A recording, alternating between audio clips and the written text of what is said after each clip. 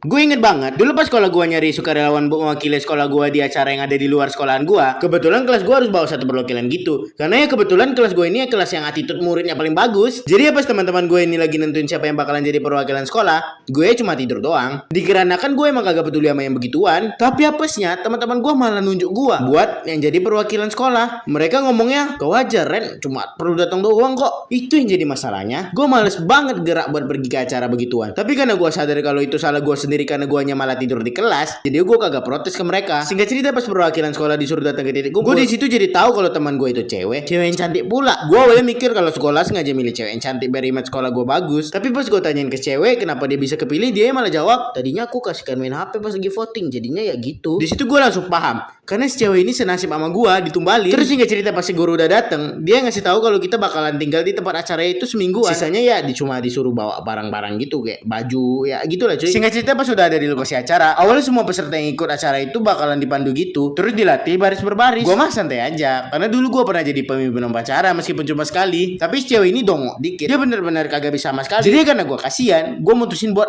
ntar ngajarin dia khusus habis acara atau pelatihan ini selesai di malamnya. Tapi di luar ekspektasi, pas udah malam, rupanya gue masih cewek ini nginep di satu kamar hotel, berduaan pula. Jadi ya gue telepon guru yang ngurus keberangkatan gue masih cewek. Gue tanyain lah kenapa kamarnya cuma satu. Terus gurunya bilang karena dana sekolah cuma segitu. Jadi gue terpaksa nerima harus berdua sama cewek secantik dia. Gue takut kalau ntar gue tiba-tiba jadi liar dan mengganas, terus tiba-tiba gue kena kasus kan. Jadi pas mau tidur, gue mutusin buat tidur di kursi. Tapi cewek itu malah ngomong ke gue, mau di kasur juga lah Ren, empuk loh. Terus dia nepok-nepok kasur gitu. Jadi ya mau kagak mau, gue nurutin apa yang diomongin. Tapi gue tetap jaga-jaga dengan batasin dia sama gue pakai bantal gitu. Terus pas di pagi hari, gue kan bangun duluan tuh. Gue lupa kalau gue ini tidurnya rusuh banget. Pas gue bangun, gue sadar kalau gue lagi pelukan sama si cewek. Karena si cewek ini masih tidur, karena pas itu masih jam 4 pagi. Jadi gue mutusin buat ngelepasin diri dari dia pelan-pelan supaya dia kagak kebangun. Tapi apesnya dia malah ngeratin pelukan dia ke gue. Jadi gue mutusin buat bangunin dia. Karena gue pikir kagak mungkin lah gue diem-diem sama dia soal beginian doang untuk 5 hari ke depan. Gue bangunin dia jadinya. Oh ini bangun kocak, sholat.